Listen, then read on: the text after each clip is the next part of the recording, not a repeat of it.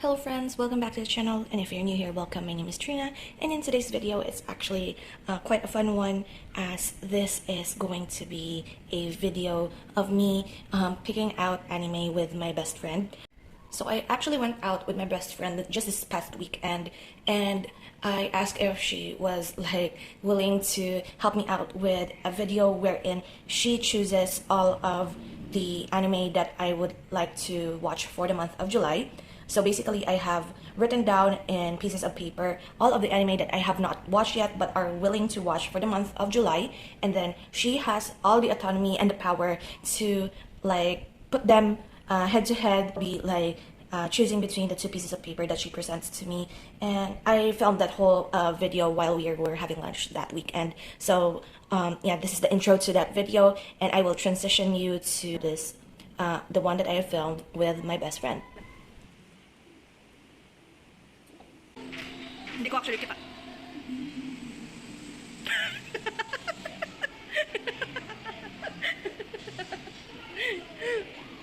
Uh-oh, the romance month. Hindi naman ito for romance.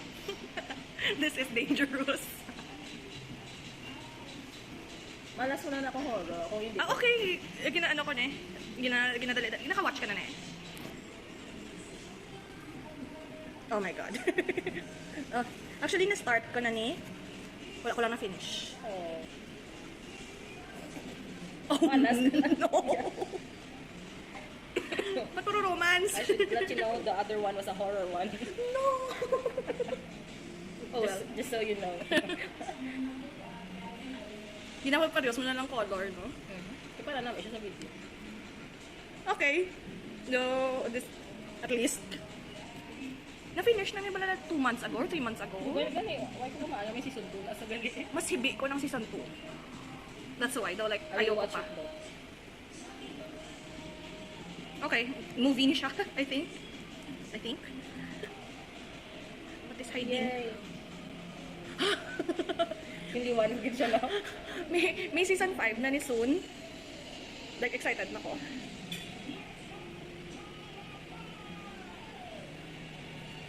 What's this? 26 episodes. Kaya yan. Ilan there? It's a matter of would you like pink or would you like the purple one? I will take the purple one. Oh yay! Actually, do recent ko na yung gin-add, I think.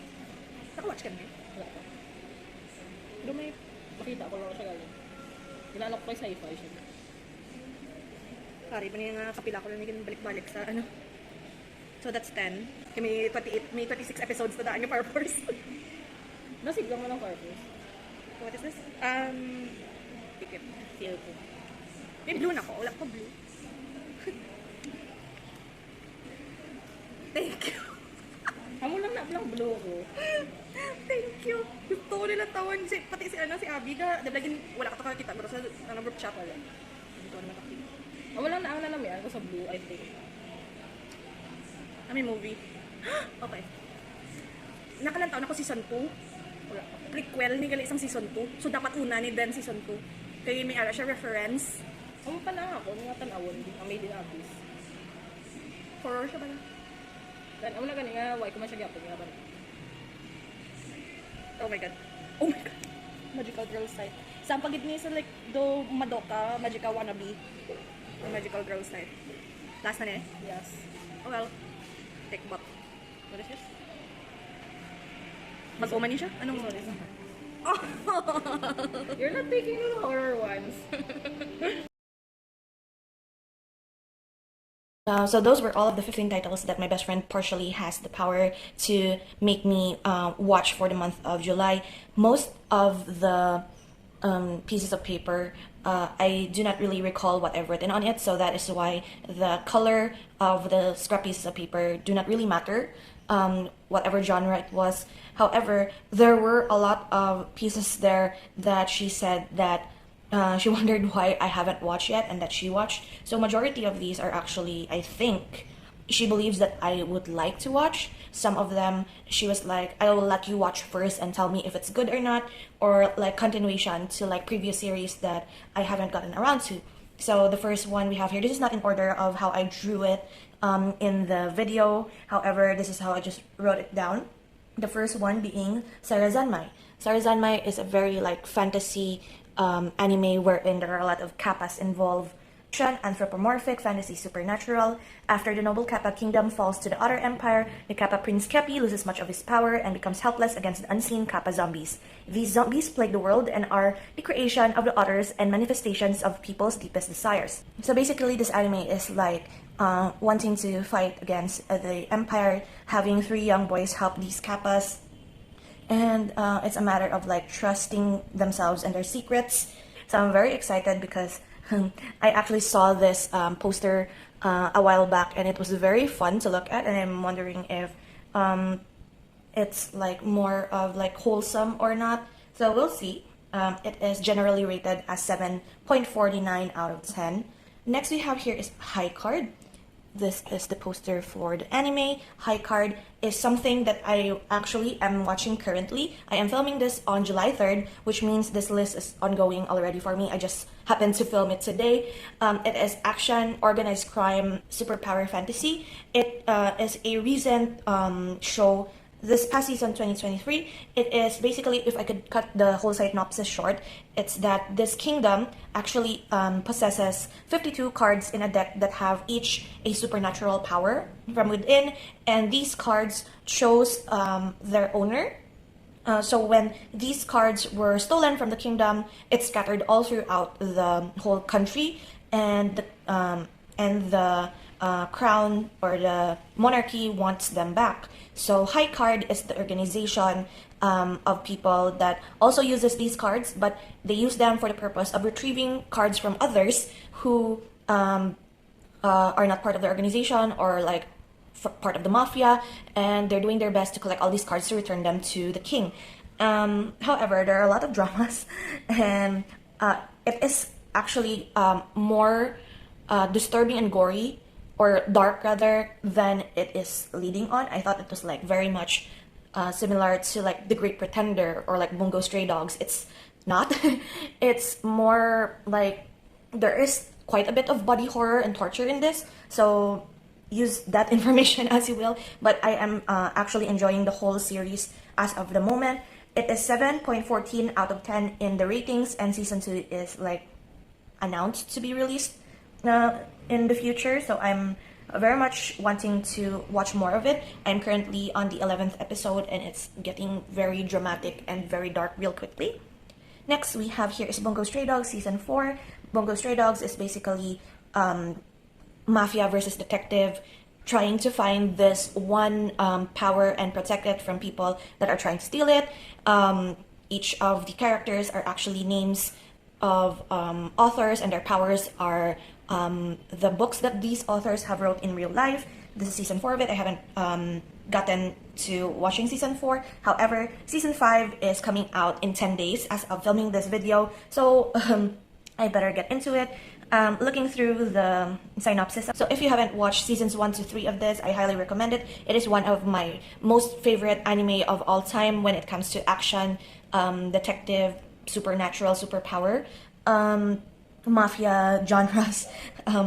So this, if you are very much aware of this or have watched seasons 1 and 3 and also read the manga, which I have, this is where the hunting dogs start to appear, as well as I think the casino of Sigma.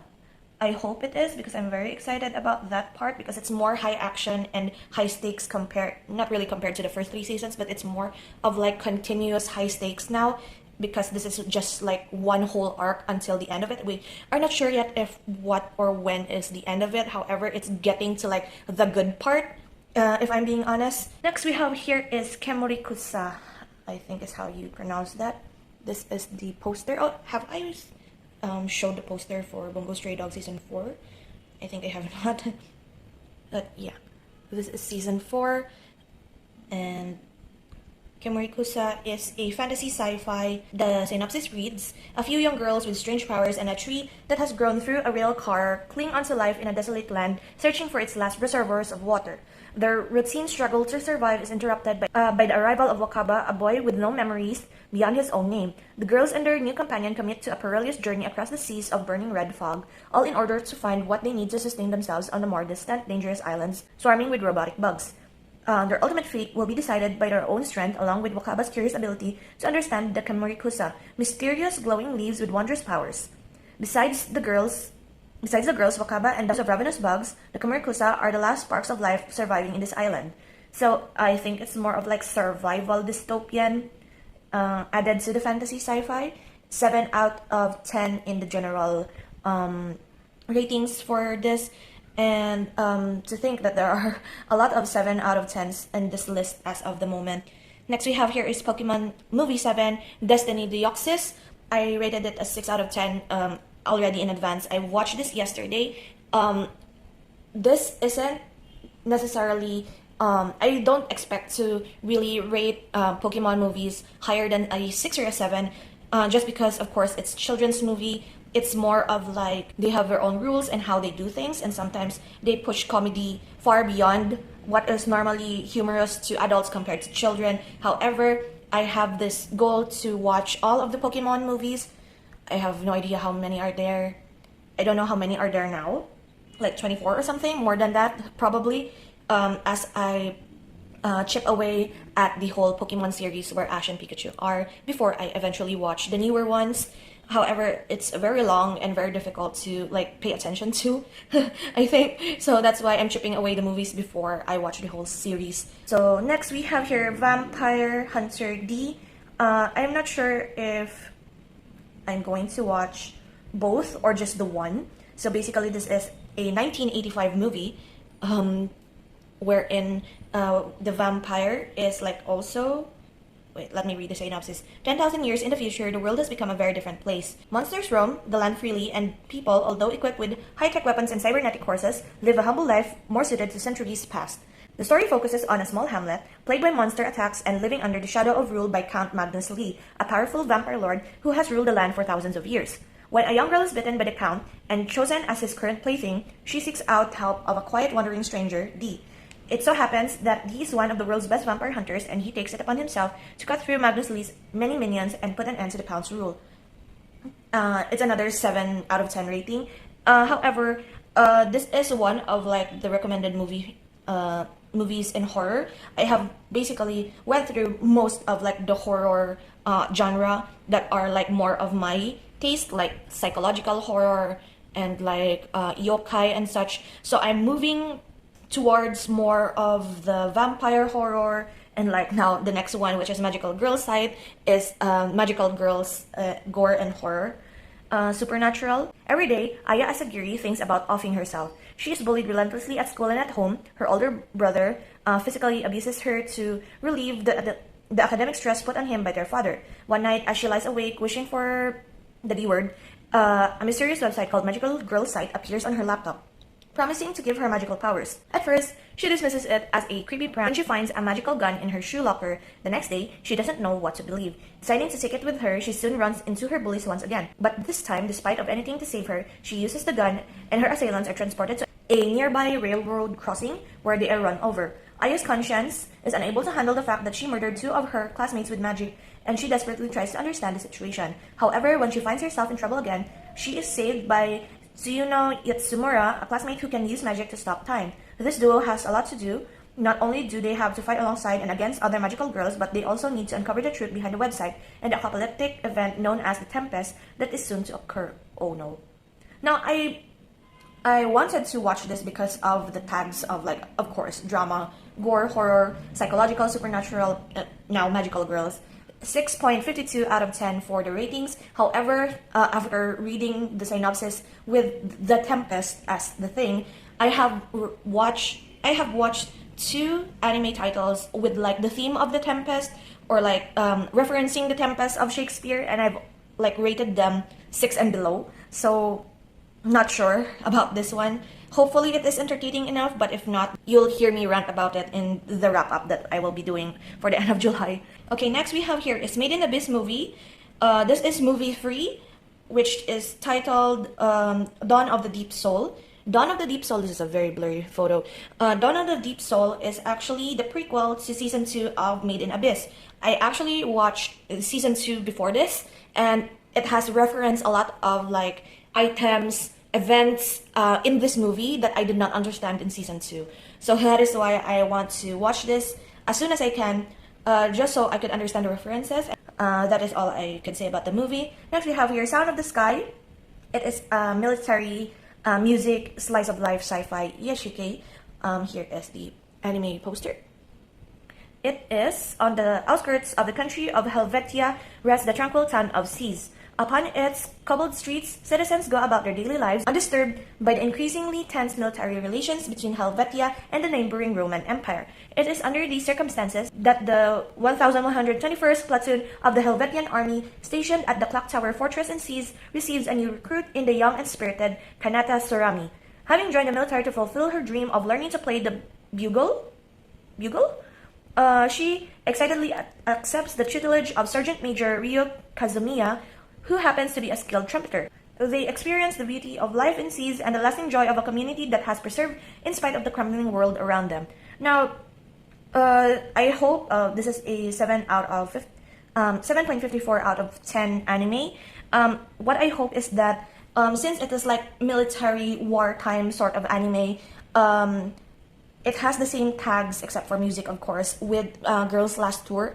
I'm just hoping that this is more wholesome than it is like dark in the case of like its references, and like Girls Last Tour I've watched like few months ago is like they marketed it as wholesome, but still it is like very dark and more existential crisis sort of situation. So yeah, that is why I hope that this one is a bit leaning into the wholesome fluffy side, because we need more of those actually. Next we have here is two anime that I have not continued watching the season 2 of, Fire Force 2 and To Your Eternity season 2. Fire Force is, how do I explain Fire Force? Basically Fire Force is the prequel story. The whole Fire Force is the prequel story of Soul Eater. They are in the same universe, and I have finished reading the whole Fire Force manga and of course the whole Soul Eater manga. Soul Eater is actually my best friend's favorite anime of all time, and in turn she also wants me to watch Soul Eater even though I have finished the whole manga. Fire Force, I don't know where I stopped actually for season 2, however, but still I will like to continue watching Fire Force as of this moment.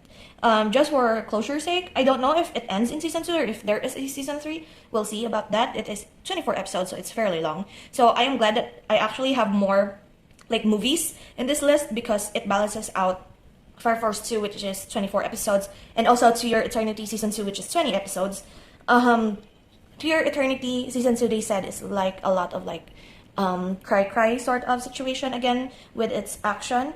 So I am very much hoping that I will not cry in this. Cross fingers.